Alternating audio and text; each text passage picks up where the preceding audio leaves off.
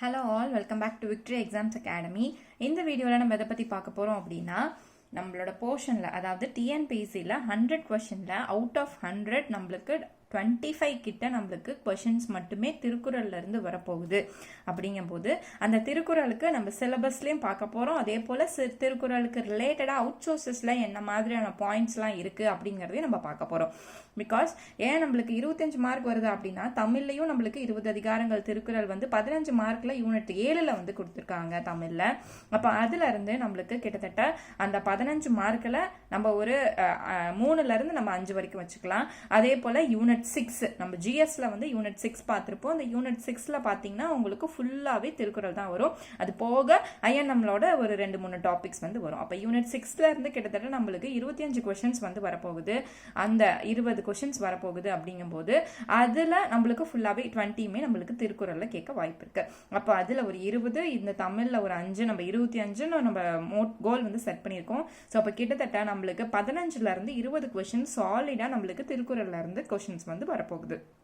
அப்போ அந்த 20யுமே நம்ம வந்து தெளிவாக அட்டன் பண்ணோம் அப்படின்னா நம்மளுக்கு திருக்குறளில் A to Z ஃபுல்லாக தெரிஞ்சிருக்கணும். ஸோ அதுக்கு இன்னைக்கு ஒரு set of quiz, Thirukkural quiz மாதிரி ஒன்று ரெடி பண்ணியிருக்கோம். ஸோ அப்போ திருக்குறளுக்கு ஃபர்ஸ்ட் நம்ம என்னென்ன படிக்கணும், அப்போ புக் சோர்ஸ் ஃபர்ஸ்ட் என்னென்ன படிக்கணும் அப்படின்னா, நம்மளுக்கு தமிழில் கொடுத்துருக்கக்கூடிய 20 அதிகாரங்கள், இப்போ நம்மளுக்கு புதுசாக நியூ சிலபஸில் 20 அதிகாரங்கள் உங்களுக்கு கொடுத்துருக்காங்க.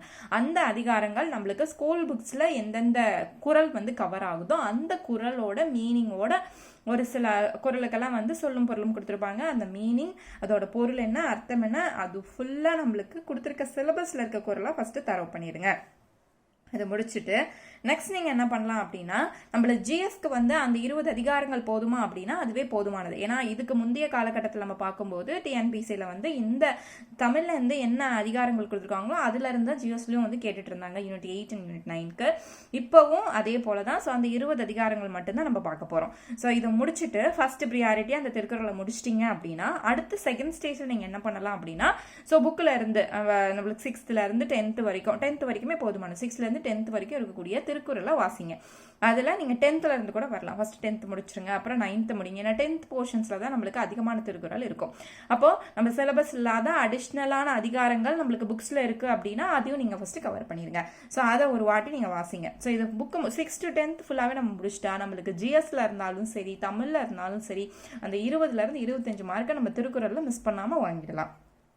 அது முடிச்சுட்டு அடுத்து நம்ம அவுட்டர் சோர்ஸ் பார்க்கணும். அதாவது நிறைய மேற்கோள்கள் இருக்கும். இந்த வரிகளை வந்து திருக்குறளை புகழ்ந்து பாடியிருப்பாங்க, ஸோ அதெல்லாம் யாரு சொன்னது அப்படின்ன மாதிரியான மேற்கோள்கள் கேட்கலாம். அப்படி இல்லை அப்படின்னா திருக்குறள் ரிலேட்டடான கொஸ்டின்ஸ் வந்து கேட்கலாம். ஃபார் எக்ஸாம்பிளுக்கு எத்தனை வேர்டு இருக்குது திருக்குறளில், எத்தனை பேர் வந்து அதில் மென்ஷன் பண்ணியிருக்காங்க, எந்தெந்த பூவை மென்ஷன் பண்ணியிருக்காங்க, எந்தெந்த பழங்களை மென்ஷன் பண்ணியிருக்காங்க, அதே போல் முதல் நூல் என்ன, அந்த மாதிரியான நிறைய ட்விஸ்ட் பண்ணி நம்ம தெரிஞ்ச விஷயத்தையே ட்விஸ்ட் பண்ணி கேட்கறதுக்கு வாய்ப்பு இருக்கு. ஸோ அது எல்லாமே டீட்டெயிலாக நம்ம இந்த வீடியோவில் பார்க்குறோம். ஸோ நம்ம டேரக்டாக இப்போ கொஷின்குள்ளே போகலாம். ஸோ ஃபர்ஸ்ட் கொஷின், தமிழர்களின் வேதம் அதாவது த வேதாஸ் ஆஃப் தமிழ் என்று அழைக்கப்படும் நூல் எது அப்படின்னா நம்ம வந்து திருக்குறள் அப்படின்னு தான் சொல்லுவோம். இப்போ வேதங்கள் அப்படின்னாலே ரிக், வேஜூர், சாம, அதர்வம் அப்படின்னு 4 சொல்லுவோம். அதில் தமிழர்களின் வேதம் அப்படின்னு நம்ம சொல்லக்கூடியது வந்து இந்த 4ஐயும் அடக்கிய திருக்குறளை தான் வந்து சொல்கிறோம். So option C is right answer. அடுத்து திருக்குறளின் முதல் பெயர் என்ன? அப்போ எடுத்ததுமே அந்த பெயர் வச்சுட்டாங்களா அப்படின்னா திருக்குறளோட முதல் பெயர் வந்து முப்பால், அறம், பொருள், இன்பம் அப்படிங்கிற இந்த முப்பாலையும் சேர்த்து. ஸோ அந்த பேரில் தான் அழைச்சிக்கிட்டு இருந்தாங்க. லேட்டர் ஆன் தான் அதை வந்து நம்ம திருக்குறள் அப்படின்னு நம்ம கூப்பிட ஆரம்பிச்சிருக்கோம். அடுத்து திருக்குறள் முதலில் அச்சிடப்பட்ட ஆண்டு, இது ரொம்ப முக்கியம். சேர்ந்த ஆண்டு 1812 திருக்குறள் முதல்ல அச்சு எந்திரம் மூலியமா அச்சிடப்பட்ட ஆண்டு. அடுத்து 4வது கொஸ்டின், திருக்குறள் மூலத்தை முதலில் அச்சிட்டவர் யார்? ஸோ திருக்குறளோட மூலத்தை முதலில் அச்சிட்டவர் அவரோட பெயர் என்ன அப்படின்னு பார்த்தோம்னா தஞ்சை ஞான பிரகாசர் அப்படிங்கிறது அவரோட பெயர். ஸோ முதல் மூலத்தை அச்சிட்டவரின் பெயர் வந்து தஞ்சை ஞான பிரகாசர். அடுத்து திருக்குறளுக்கு முதலில் உரை எழுதியவர்கள் யார்? ஸோ இதுவும் ரொம்ப முக்கியம். ஸோ ஃபர்ஸ்ட் உரை எழுதியவர் வந்து மணக்குடவர். தருமர், பரிமேலழகர் இவங்க எல்லாமே வந்து உரை ஆசிரியர்கள் தான். அதில் முதல்ல உரை எழுதினவங்க அப்படின்னு பார்த்தா மணக்குடவர் தான் வந்து முதல்ல திருக்குறளுக்கு உரை எழுதியிருப்பாரு. அடுத்து திருக்குறளுக்கு உரை எழுதியவர்கள் சிறந்த உரை யாரோடது? ஸோ நம்மளுக்கு நிறைய பேர் வந்து உரை எழுதியிருப்பாங்க. ஸோ அதில் சிறந்த உரை யாருது அப்படின்னு பார்த்தோம்னா பரிமேல் அழகரின் உரை வந்து சிறந்த உரை அப்படின்னு சொல்கிறாங்க. இன்னொரு கொஷின் உங்களுக்கு நான் வந்து கொடுக்குறேன். மொத்தம் நம்மளுக்கு திருக்குறளுக்கு உரையாசிரியர்கள்னு சொல்லி லிமிடெட் பர்சன்ஸ் தான் இருக்கு. ஸோ அப்போ எத்தனை பேர் திருக்குறளுக்கு இதுவரைக்கும் உரை எழுதிய உரையாசிரியர்கள் அப்படின்னு சொல்றோம். அதாவது எண்ணிக்கையை மட்டும் நீங்க சொன்னா போதும், அதோட பெயர்கள் தேவையில்லை. உங்களுக்கு அந்த ஆன்சர் தெரிஞ்சு நீங்க மெசேஜ் பாக்ஸ்ல நீங்க கமெண்ட் பண்ணுங்க. ஸோ 10, 12, 13, 14 அப்படிங்கிற ஆப்ஷனை நீங்க வந்து கமெண்ட் பண்ணுங்க. அடுத்தது 7வது கொஸ்டின், அணு துளைக்காத கிரம்லின் மாளிகையில் வைத்து திருக்குறளை பாதுகாக்கும் நாடு. ஸோ எந்த மாளிகை? கிரம்லின் மாளிகை. அந்த மாளிகையோட ஸ்பெஷாலிட்டி தான் அணு துளைக்காத. ஸோ எந்த ஒரு புல்லட்டா இருக்கட்டும், ஒரு பாம் ஆட்டமா இருக்கட்டும், அது எதுவுமே அந்த மாளிகையை வந்து அழிக்க முடியாது. அந்த அளவுக்கு வந்து ஒரு ப்ரொடெக்ஷனோட கட்டப்பட்ட அந்த மாளிகை தான் கிரம்லின் மாளிகை. கிரம்லின் மாளிகை. அந்த கிரம்லின் மாளிகையில வைத்து பாதுகாக்க, அப்ப அந்த அளவுக்கு அதுக்குள்ள என்ன ஸ்பெஷல் வச்சிருக்காங்க அந்த மாளிகைக்குள்ள இருக்கிறத இப்ப யார், எதுக்கு அவ்வளோ முக்கியத்துவம் கொடுத்ததை அப்படிப்பட்ட மாளிகையிலே வைத்து பாதுகாக்கக்கூடிய ஒரு நூல் வந்து திருக்குறள். ஸோ அப்படி எந்த நாட்டு மக்கள் அந்த திருக்குறளை பாதுகாக்கிறாங்க அப்படின்னா ஒரு ரஷ்ய மாநாடு, அதை நம்ம ரஷ்யான்னு சொல்லுவோம், அதாவது உருஷ்ய நாடு அப்படின்னு சொல்றாங்க. அடுத்து 8வது கொஸ்டின், திருக்குறளில் இடம்பெற்றுள்ள ஒரே பழம். ஸோ எந்த பழம் திருக்குறள்ல இடம்பெற்றிருக்க எக்ஸாக்டா அந்த வார்த்தை வந்திருக்கும் அப்படின்னு பார்த்தோம்னா நெருஞ்சி பழம் தான் திருக்குறளில் இடம்பெற்றிருக்கும். அடுத்து திருக்குறளை முதலில் ஆங்கிலத்தில் மொழிபெயர்த்தவர் யாரு? இது எல்லாருக்குமே தெரிஞ்ச விஷயம், ஜியு போப். இது நீங்க வந்து 8th ஸ்டாண்டர்ட்ல படிச்சிருப்பீங்க, டிஎன் புக்ஸ்ல தமிழ்ல இருந்து படிச்சிருப்பீங்க. ஜியு போப்போட அவரோட வாழ்க்கை வரலாறு படிக்கும்போது நீங்க படிச்சிருப்பீங்க. இப்பவுமே நம்மளுக்கு சிலபஸ்ல ஜியு போப் அவர்கள் இருக்காங்க. ஸோ அதை வந்து தெளிவா படிச்சுக்கோங்க. ஸோ ஜியு போப் எந்த ஆண்டு வந்து ஆங்கிலத்தில் மொழிபெயர்த்திருப்பார் அப்படின்னு பார்த்தா 1886 திருக்குறள் வந்து மொழிபெயர்த்திருப்பாங்க. ஸோ அது கிட்டத்தட்ட அவரு 40 வருஷங்களா, தன்னுடைய வாழ்நாள்ல 40 வருஷங்களா திருக்குறளை டெய்லியும் அவர் வந்து படிச்சு அதன் சுவையை வந்து சுவைச்சுக்கிட்டு வந்திருக்காரு அப்படின்னு சொல்லுவாங்க. அப்போ இந்த திருக்குறள் 1330 குறளையும் படிக்க அவருக்கு 40 வருஷம் ஆச்சு அப்படி கிடையாது, திரும்ப அதை படிச்சு அதோட சுவையை வந்து அனுபவிச்சுட்டு வந்திருக்காரு அப்படின்னு சொல்றாங்க. ஸோ கிட்டத்தட்ட 40 வருஷம் அவரோட வாழ்நாள்ல திருக்குறளை மட்டுமே படிச்சிருக்காங்க அப்படின்னு சொல்றாங்க. அடுத்து திருக்குறளுக்கு தொடர்புடைய எண் என்ன எண் அப்படின்னு கேட்டா 7 அப்படிங்கிறது தான் திருக்குறளுக்கு தொடர்புடைய எண். ஸோ இதுக்கு என்ன காரணம் அப்படின்னு பார்த்தீங்கன்னா நம்மளுக்கு தெரியும், திருக்குறள் அப்படிங்கிறது 2 சீரை கொண்டது. ஸோ அப்போ அதோட வெண்பா வந்து ஈர் சீர் கொண்ட ஒரு நூல் தான் வந்து திருக்குறள் அப்படின்னு சொல்லுவோம். 2 சீர், மேலே ஒரு லைன் இருக்கும், கீழே ஒரு லைன் இருக்கும். நம்மளுக்கு தெரியும் மேலே இருக்க லைன்ல 4 வார்த்தைகள் இருக்கும், கீழே இருக்கிறதுல 3 இருக்கும். அப்போ 4 3 7 தானே. ஸோ அப்போ திருக்குறளுக்கு தொடர்புடைய எண் அப்படின்னா 7 அப்படின்னு சொல்லலாம். அடுத்து திருக்குறளின் பெருமையை உணர்த்தும் நூல் அப்படின்னு எல்லாருக்குமே தெரியும். அது வந்து என்ன நூல்? திருவள்ளுவ மாலை தான் வந்து திருக்குறளின் பெருமையை உணர்த்தும் நூல் அப்படின்னு சொல்லலாம். அப்ப இந்த திருவள்ளுவ மாலையில திருக்குறளை எத்தனை புலவர்கள் வந்து புகழ்ந்து பாடியிருப்பாங்க அப்படின்னு கேட்டா 53. 53 பேர், 53 பேர் வந்து இதை வந்து புகழ்ந்து பாடியிருப்பாங்க. அடுத்து 12th கொஸ்டின், திருக்குறளில் இடம்பெற்றுள்ள 2 மரங்கள். என்னென்ன மரங்களின் பெயர்கள் வந்து திருக்குறள் இடம்பெற்றிருக்கு அப்படின்னு பார்த்தா பனை மற்றும் மூங்கில் வந்து திருக்குறள் இடம்பெற்றிருக்கு. அதே போல 13வது கொஸ்டின், வீரமாமுனிவர் திருக்குறளை எந்த மொழியில் மொழிபெயர்த்துள்ளார்? ஸோ வீரமாமுனிவர் எந்த மொழியில திருக்குறளை மொழிபெயர்த்திருக்கார்? லத்தீன் மொழியில மொழிபெயர்த்திருக்கார். அடுத்தது திருக்குறள் 7 என்னும் எண்ணு பெயர் எத்தனை குறட்பாவில் இடம்பெற்றுள்ளது? ஸோ நம்மளுக்கு தெரியும் 7ங்கிற எண்ணுக்கும் திருக்குறளுக்கும் இருக்கக்கூடிய தொடர்பு. அப்போ அந்த 7 என்னும் அந்த எண்ணு பெயர் வந்து எத்தனை குறட்பாவில் வந்து இடம்பெற்றிருக்கு அப்படின்னு பார்த்தா 8 குறட்பாவில் இடம்பெற்றிருக்கு அப்படின்னு சொல்றாங்க. மொத்தம் 8 குறட்பாக்கள்ல அந்த 7 அப்படிங்கிற அந்த எண் வந்து வந்திருக்கு அப்படின்னு சொல்றாங்க. அதுவுமே இன்னொரு காரணம், அந்த வார்த்தைகள் மட்டும் அதுக்கு காரணம் இல்லை, அந்த 7க்கும் திருக்குறளுக்கும் இருக்கக்கூடிய தொடர்பு. பிகாஸ் அந்த 7 அப்படிங்கிற எண்ணை அதிகப்படியா வந்து அவர் வந்து பயன்படுத்தி இருப்பாரு. 8 குறட்பாக்கள்ல அவர் வந்து பயன்படுத்தியதுனால அந்த 7க்கு வந்து திருக்குறளோட ரொம்ப தொடர்பு இருக்கு அப்படின்னு சொல்றாங்க. திருக்குறளில் பயன்படுத்தாத ஒரே உயிரெழுத்து என்ன எழுத்து அப்படின்னு பார்த்தோம்னா ஔ அப்படிங்கிற உயிரெழுத்தை திருக்குறள்ல இது வரைக்கும் பயன்படுத்தல அப்படின்னு சொல்றாங்க. ஸோ கன்ஃபியூஸ் ஆகாதீங்க. அக்கு கொடுத்தாலும் சரி, ஐ கொடுத்தாலும் சரி, ஓ குரில் கொடுத்தாலும் சரி, எதுதான் வந்து பயன்படுத்தாத எழுத்து? அவ் அப்படிங்கிற எழுத்து மட்டும்தான் திருக்குறள்ல பயன்படுத்தப்படலை. அடுத்து அதிகம் பயன்படுத்தப்பட்ட ஒரே எழுத்து. அப்ப அதிகமா என்ன எழுத்தை பயன்படுத்தியிருப்பாங்க? ஒரு எழுத்து எதை அதிகமா பயன்படுத்திருக்காங்கன்னா 2 சுழி நீ அப்படிங்கறத பயன்படுத்தியிருக்காங்க. அப்போ நீ அப்படிங்கிறது வந்து அதிகம் பயன்படுத்தப்பட்ட எழுத்து. பயன்படுத்தாத எழுத்து அப்படின்னு பார்த்தா உயிரெழுத்துக்கள்ல அவ் வந்து பயன்படுத்தப்படல. அடுத்து தீரா இடும்பை தருவது எது எது தீரா இடும்பையை தரக்கூடியது அப்படின்னு பார்த்தோம்னா ஆராயாம ஒரு வேலையை செய்யறது. அப்ப ஆராயாமை, இன்னொன்னு ஐயப்படுதல். அப்போ ஒரு விஷயத்த எதுவுமே நம்மளுக்கு தலையும் வாழும் புரியாம நம்ம பாட்டுக்கு ஒரு விஷயத்துக்குள்ள இறங்கும் போது அந்த விஷயத்தை எப்படி செய்யறது அப்படிங்கிற ஒரு ஐயம் வரும். அப்ப அந்த விஷயத்த பல விஷயங்களுக்கான டேட்டாஸை கலெக்ட் பண்ணி தீவிரமா அதை சிந்திச்சுட்டு இது நம்மளுக்கு சரி வருமா, செட் ஆகுமா, செய்ய முடியுமா, இந்த வழியில இதை அப்ரோச் பண்ணும், எந்த நோக்கத்தோட இதை பண்ணணும் அப்படிங்கறது எல்லாமே நம்ம தெளிவா தெரிஞ்சுக்கிட்டு போகும்போது அந்த விஷயத்தை செய்யும் போது நம்மளுக்கு ஒரு ஐயம் வந்து வராது. அடுத்து திருக்குறளின் இடம்பெறும் ஒரே விதை எந்த விதை அப்படின்னு பார்த்தா குன்றிமணி அப்படின்னு சொல்லக்கூடிய அந்த விதையின் பெயர் வந்து இடம்பெற்றிருக்கு. அடுத்து இருமுறை வரும் அதிகாரம். ஸோ இது நம்மளுக்கு ரொம்ப முக்கியம். ஸோ எந்த அதிகாரம் திருக்குறளில் 2 முறை வந்திருக்கு அப்படின்னு பார்த்தா குறிப்பறிதல் அப்படிங்கிற அதிகாரம் திருக்குறளில் 2 முறை இடம்பெற்றிருக்கும். அடுத்து திருக்குறளில் இடம்பெறும் 2 மலர்களின் பெயர் என்னென்னு கேட்டோம்னா அனிச்சம் மற்றும் குவளை. இது 2மே வந்து திருக்குறளில் இடம்பெறும் மலர்களின் பெயர்கள். அடுத்து திருக்குறள் இடம்பெறாத 2 சொல் எது? ஸோ தமிழ் அப்படிங்கிற சொல் திருக்குறளில் இடம்பெறலை. அதே போல கடவுள் அப்படிங்கிற சொல்லும் இடம்பெறலை. திருக்குறளில் உள்ள மொத்த எழுத்துக்களின் எண்ணிக்கை நம்மளுக்கு வந்து குறள் எத்தனை தெரியும், குறட்பா எத்தனை தெரியும், அதிகாரம் எத்தனை தெரியும், இயல் எத்தனை தெரியும். ஸோ அதே போல மொத்த எழுத்துக்களின் எண்ணிக்கை எத்தனை அப்படின்னு பார்த்தோம்னா 42,194. ஸோ இதுதான் வந்து திருக்குறளின் எண்ணிக்கை. சாரி 194. ஸோ இப்போ 42,194 அப்படிங்கிறது தான் அதோட எண்ணிக்கை. அடுத்தது பார்த்தீங்க அப்படின்னா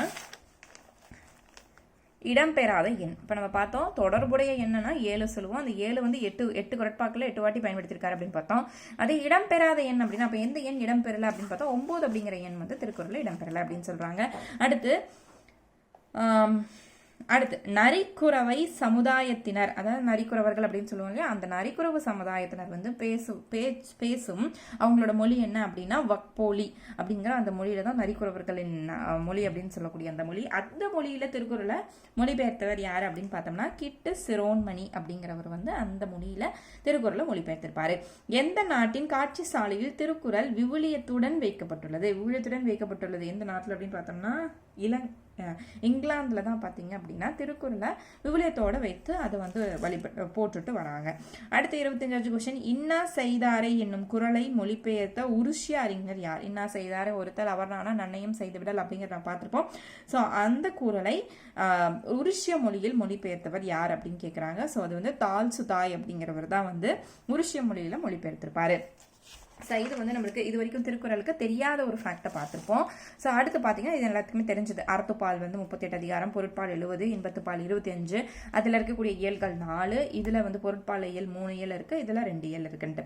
அப்போது அந்த 4 இயல் என்னென்ன, அந்த 4 இயலில் ஒவ்வொன்றுக்கும் எத்தனை அதிகாரங்கள் வந்து இருக்குது அப்படிங்கிறத பார்த்துக்கணும். ஸோ இப்போ பாயிரவியல் அப்படின்னா அதில் 4 அதிகாரங்கள், இல்லறவியலில் 20, துறவரவியல் அப்படின்ல 13, ஊழியல்ல 1, அரசியல்ல 25, அமைச்சியல்ல 32, ஒளிவியல்ல 13, அதே போல வந்து களவியல்ல 7, கற்பியல்ல 18. இதுக்குள்ளதான் நம்ம பார்க்கக்கூடியது, இந்த இயல்களுக்குள்ள வரக்கூடியது தான் அந்த அதிகாரங்கள். ஸோ நம்ம வந்து கல்வி அப்படிங்கிற அதிகாரம் படிக்கிறோம். ஸோ அந்த அதிகாரங்கள் இதுக்குள்ள வருது. அப்போ இதை எதுக்காக இந்த டேட்டாஸ் தெரியணும் அப்படின்னா இருக்கிறதுல அதிகமான அதிகாரங்கள் கொண்டுள்ள பால் வந்து எது அப்படின்னா பொருட்பால். அப்போ அந்த இருக்கிறதே அதிகமான இயல் கொண்ட இல்லை அதிகாரங்கள் கொண்டது பார்த்தோம் அப்படின்னா அமைச்சியல் தான் வந்து இருக்கிறதுலையே திருக்குறளையே அதிகமான அதிகாரம் கொண்ட இயல் அப்படின்னு சொல்றது அமைச்சியல். அப்ப இருக்கிறதுலே கம்மியான அதிகாரம் கொண்ட இயல் என்ன, குறைந்த அதிகாரம் அப்படின்னு பார்த்தா ஊழியல் வந்து ரொம்ப குறைந்த அதிகாரம் கொண்டவையா இருக்கு. இப்ப அடுத்தது வந்து நம்ம பார்க்கக்கூடியது வந்து மேற்கோள். ஸோ இப்போ கொட்டேஷன்ஸ். ஸோ நிறைய பேர் வந்து திருக்குறளை வாழ்த்தி சொல்லியிருப்பாங்க, புகழ்ந்து பேசியிருப்பாங்க. அப்போ யாரெல்லாம் அந்த மாதிரியான ஸ்டேட்மெண்ட் வந்து சொல்லியிருக்காங்க அப்படிங்கிறத பார்த்துருவோம். ஏன்னா மேற்கோள்கள்ல இருந்தும் நம்மளுக்கு கொஸ்டின் கேட்க வாய்ப்பு இருக்கு. குறள்கள் உள்ள புக்கில் இருக்கிறது ரிலேட்டட் இல்லாம இதை சொன்னது யாரு அப்படிங்கிற மாதிரியான கொஸ்டின்ஸ் வந்து கேட்கறதுக்கு வாய்ப்பு இருக்கு. ஸோ அதையும் நம்ம மிஸ் பண்ணிடாம அதையும் நம்ம வந்து ஃப்ளோவை வந்து பார்த்துடலாம்.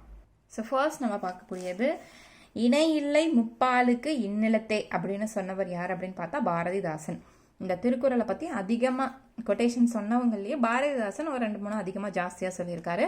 அப்போ இணை இல்லை முப்பாலுக்கு இந்த நிலத்தில், இந்நிலத்தில் முப்பாலுக்கு இணை இல்லை அப்படின்னா இதுக்கேற்ற மாதிரியான எந்த ஒரு இலக்கியமும் இது வரைக்கும் தோணலை அப்படின்னு சொன்னவர் வந்து தோன்றவில்லை அப்படின்னு சொன்னவர் பாரதிதாசன்.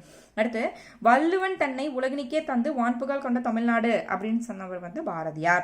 அடுத்து 3வது குறிக்கோள் அடையடுத்த ஆகுபெயர் என்ற இலக்கண குறிப்பிற்கு பொருத்தமான நூல். அடையடுத்த ஆகுபெயர் என்ற இலக்கண குறிப்பிற்கு பொருத்தமான நூல் எது அப்படின்னு கேட்டா அது வந்து திருக்குறள் தான். அப்ப ஆகுபெயர் அப்படிங்கிற இலக்கண குறிப்புக்கு பொருத்தமான நூல் வந்து திருக்குறள். அந்த அளவுக்கு திருக்குறள் வந்து ஸ்பெஷாலிட்டியோட இருக்கு அப்படின்னு சொல்றாங்க. அடுத்து உத்தரவேதம் அப்படின்னு சிறப்பு பெயர் கொண்டதும் திருக்குறள் தான். அதே போல தமிழ் மாதின் இனிய உயர்நிலை அப்படின்னு எதை சொல்றாங்க அப்படின்னா திருக்குறளை. தமிழ் மாதின் இனிய உயர்நிலை அப்படின்னு சிறப்பு மிகுந்து போற்றப்படக்கூடிய சிறப்பு வாய்ந்த நூல் திருக்குறளாக கருதப்படுகிறது.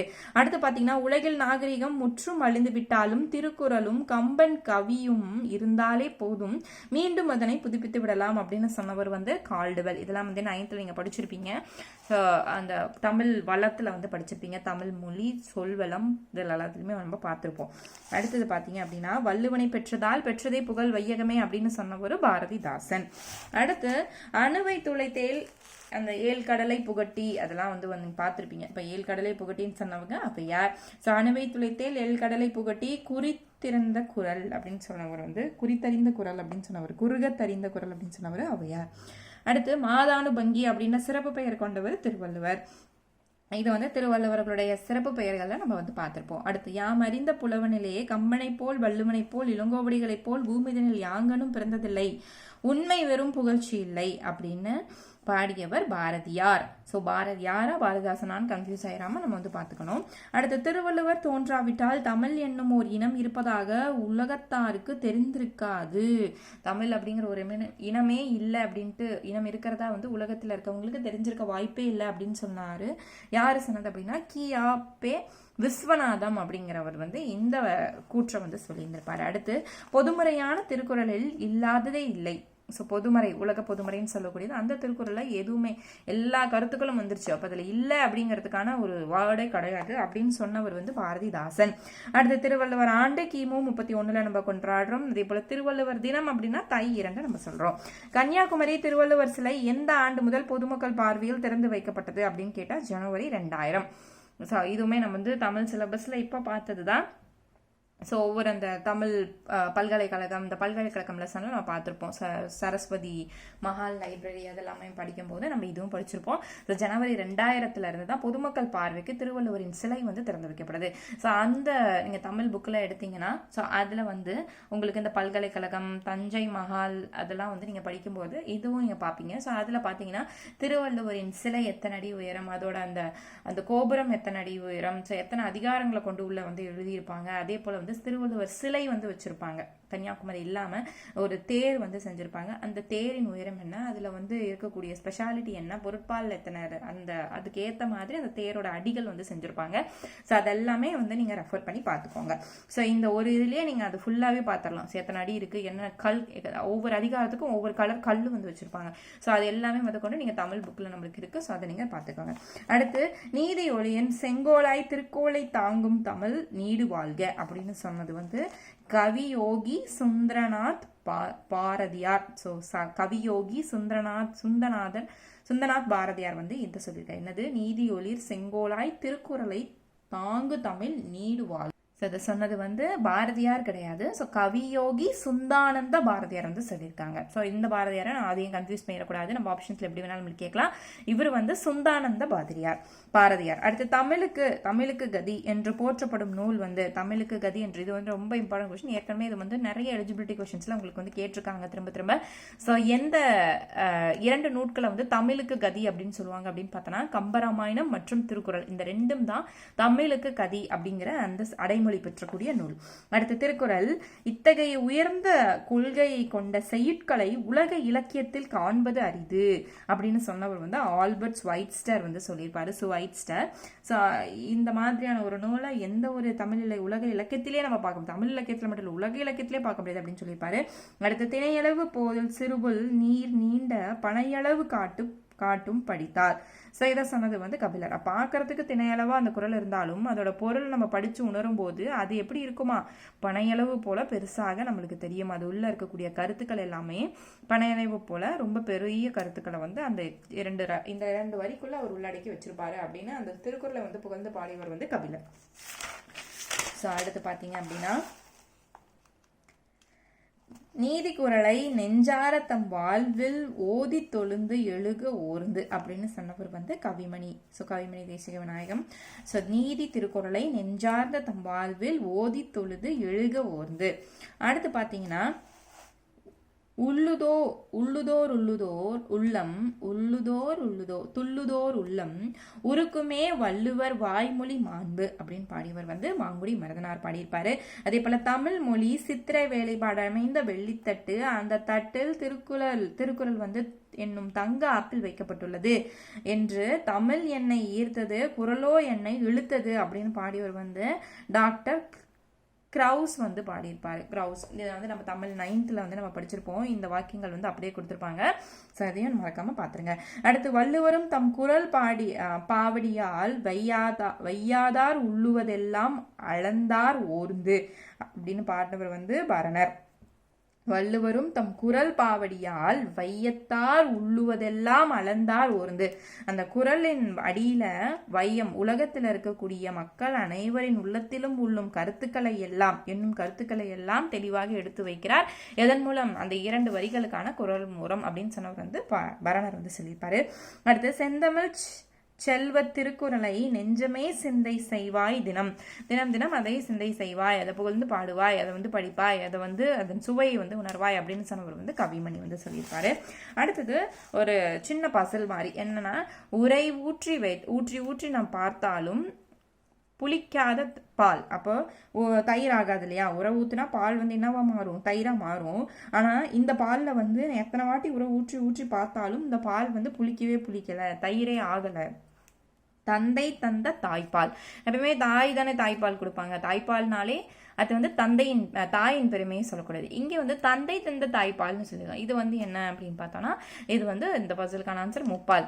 ஸோ இந்த பசிலை சொன்னவங்க வந்து அறிவுமதி அப்படிங்கிறவங்க வந்து இதை சொல்லியிருந்திருப்பாங்க. அடுத்த ஒரு மேற்கோள், தெய்வ திருவள்ளுவர் செய் திருக்குறளால் வைத்து வாழ்வார் மனத்து அப்படின்னு பாடியவர் வந்து தேனிக்குடி கீரனார்.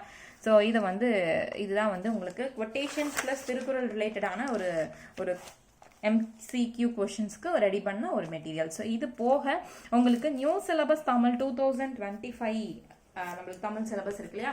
ஸோ அதில் உங்களுக்கு கொஷின் பேங்க் வந்து ரெடியாக இருக்குது. ஸோ ஒவ்வொரு யூனிட்டுக்கும் உங்களுக்கு தனித்தனியாக ஸ்டடி மெட்டீரியல்ஸ் ரெடியாக இருக்குது. ப்ளஸ் உங்களுக்கு கொஷின் பேங்க்ஸும் நம்மளோட பேட்சில் நம்மளோட சேனலில் அவைலபிளாக இருக்குது. ஸோ நீங்கள் வந்து இந்த கொஷின் பேங்க்ஸ் வந்து பார்த்தீங்கன்னா உங்களுக்கு ஒவ்வொரு டாபிக்ஸ்க்குமே இருக்கும். கிட்டத்தட்ட உங்களுக்கு 2500 கொஷின்ஸ் வந்து இதில் அவைலபிளாக இருக்குது. தனித்தனியாக உங்களுக்கு இந்த 4 டாப்பிக்கு உங்களுக்கு 100 கொஸ்டின் அப்படிங்கிற மாதிரி இருக்கும். ஸோ இது வந்து யூனிட் 7க்கு. ஸோ அதே போல் வந்து ஒவ்வொரு டெஸ்ட்டாக ஷெடியூல் வைஸ் வந்து பிரித்து உங்களுக்கு கொஷின் பேங்க்ஸ் ப்ளஸ் ஒவ்வொரு யூனிட்டுக்கான மெட்டீரியல்ஸ் ப்ளஸ் உங்களுக்கு இலக்கணத்துக்கான மெட்டீரியல்ஸ் வித் ஆன்சரோட உங்களுக்கு இலக்கணத்துக்கும் கொஷின்ஸ் வந்து ரெடியாக இருக்குது. ஒவ்வொரு யூனிட்டுக்குமே கலைச்சொற்களாக இருக்கட்டும், சொல்லும் பொருளாக இருக்கட்டும், ஸோ எல்லாத்துக்குமே வந்து உங்களுக்கு மெட்டீரியல்ஸ் வந்து அவைலபிளாக இருக்குது. ஸோ நீங்கள் இந்த மெட்டீரியல்ஸ் வந்து வாங்கணும் அப்படின்னு நினச்சிங்கன்னா இதோட PDF வந்து உங்களுக்கு நாங்கள் கொடுத்துருவோம். ஸோ இது எல்லாமே உங்களுக்கு ரெடி அவைலபிளாக இருக்குது. இது போக உங்களுக்கு எந்த திருக்குறளோட PDF வேணும் அப்படின்னா நீங்கள் நம்மளோட காமன் டெலிகிராம் சேனல்ல இருந்து நீங்கள் வந்து வாங்கிக்கலாம். ஸோ நீங்கள் பேட்ச் இது வந்து பார்த்தீங்கன்னா உங்களுக்கு மெட்டீரியல் சேல்ஸ்க்கான இந்த ப்ரொமோஷன் இது. ஸோ இது வந்து நம்மளோட அகாடமியில் ரெடி பண்ண இந்த test question bank materials. So இதுக்கான வேர் டு ஸ்டடி ப்ளஸ் இதுக்கான கொஷின் மெட்டீரியல்ஸ் எல்லாமே நாங்களே கொடுத்துருவோம். PDFs நாங்களே கொடுத்துருவோம். இப்போ பார்த்தீங்க அப்படின்னா 4 அடியாரா. ஸோ 4 அடியார் நம்மளுக்கு 6th to 12th வரைக்கும் எங்கெங்கே நம்மளுக்கு கவர் ஆகுதோ ஸோ அதை வந்து உங்களுக்கு கம்பைல் பண்ணி அந்த PDFும் கொடுத்துருவோம். ஸ்கூல் புக் PDFும் உங்களுக்கு வந்துடும். ப்ளஸ் உங்களுக்கு டெஸ்ட் கொஷின் PDFும் வந்துடும். ப்ளஸ் அது போக உங்களுக்கு அடிஷ்னலாக இருக்கக்கூடிய இந்த திருக்குறள் இந்த மாதிரி வந்து இந்த ஸ்டடி நோட்ஸ் எல்லாமே உங்களுக்கே கொடுத்துருவோம். ஸோ இது எல்லாமே எல்லா மெட்டீரியல்ஸுமே இதில் வந்து இப்போ சேல்ஸ் வந்து போயிட்டுருக்கு. ஸோ நீங்கள் வேணும் அப்படின்னு நினைக்கிறவங்க டிஸ்கிரிப்ஷன் பாக்ஸில் உங்களுக்கு வாட்ஸ்அப் நம்பர் இருக்குது. ஸோ அந்த வாட்ஸ்அப் நம்பருக்கு நீங்கள் காண்டாக்ட் பண்ணி நீங்கள் இந்த PDFஸை கலெக்ட் பண்ணிக்கலாம். For further details and enquiry please contact to this WhatsApp number 6383976468. So உங்களுக்கு இலக்கணம்க்கு எல்லாமே வந்து உங்களுக்கு புக் பேக்கில் நீங்கள் வச்சுருப்பீங்க. ஸோ இந்த மாதிரி உங்களுக்கு டீட்டெயில்டாக ஒவ்வொன்றுமே என்னென்ன அப்படிங்கிறத ஆன்சரோட உங்களுக்கு மென்ஷன் பண்ணி உங்களுக்கு PDF வந்து 6 யூனிட்டுக்குமே உங்களுக்கு சென்ட் பண்ணிடுவோம். ஸோ உங்களுக்கு வேணும் அப்படின்னா நீங்கள் கீழே இருக்கக்கூடிய வாட்ஸ்அப் நம்பருக்கு காண்டாக்ட் பண்ணி நீங்கள் மறக்காமல் நீங்கள் உங்களோட PDFஸை நீங்கள் கலெக்ட் பண்ணிக்கலாம். ஸோ மற்றபடி இப்போ இந்த கிளாஸில் எடுத்த திருக்குறள் PDF வேணும் அப்படின்னா உங்களுக்கு காமன் டெலிகிராம் லிங்க்ல இருக்கும். ஸோ அதில் வந்து நீங்கள் கிராப் பண்ணிக்கலாம். இது போக உங்களுக்கு கவர்மெண்ட் சைட்ல இருந்து திருக்குறள் மெட்டீரியல் வந்து நம்மளுக்கு வெப்சைட்ல ரிலீஸ் பண்ணியிருக்காங்க. ஸோ அதில் பார்த்தீங்க அப்படின்னா உங்களுக்கு கொடுத்துருக்கக்கூடிய அதிகாரங்களில் ஒவ்வொரு அதிகாரத்திலுமே ஃபுல்லாகவே உங்களுக்கு 10 குறள் அப்படின்னு சொல்லி கொடுத்துருப்பாங்க. ஸோ அதுக்கான இன்ட்ரோவும் கொடுத்து உங்களுக்கு மெட்டீரியல்ஸும் கொடுத்துருக்காங்க. அதுவுமே நீங்கள் வந்து உங்களுக்கு கவர்மெண்ட் மெட்டீரியலுமே உங்களுக்கு நீங்கள் இந்த இதில் நாங்கள் உங்களுக்கு பிடிஎஃப் வந்து ப்ரொவைட் பண்ணிடுவோம். ஸோ அது வேணுனாலும் நீங்கள் வாங்கிக்கலாம். ஸோ கவர்மெண்ட் மெட்டீரியல்ஸ் வேணுனாலும் நீங்கள் எடுத்துக்கலாம். ஸோ அது வந்து உங்களுக்கு ஃப்ரீயாகவே உங்களுக்கு ஆன்லைன் அவைலபிளாக இருக்குது. நீங்கள் அதுவும் வேணுனாலும் வாங்கிக்கலாம். இந்த மெட்டீரியல்ஸ் ப்ரொவைடரோட அந்த கவர்மெண்ட் மெட்டீரியல் உங்களுக்கு நாங்கள் ஃப்ரீயாகவே ஆட் பண்ணி தந்துடுவோம். ஸோ அதோட பிடிஎஃப்க்கும் உங்களுக்கு நாங்களே கொடுத்துருவோம். ஸோ இது வேணும் அப்படின்னா கீழே வந்து காண்டாக்ட் நம்பர் இருக்குது. ஸோ அதில் மறக்காமல் நீங்கள் மெசேஜ் பண்ணி ஃபார் ஃபர்தர் டீட்டெயில்ஸ் நீங்கள் காண்டாக்ட் பண்ணிக்கலாம்.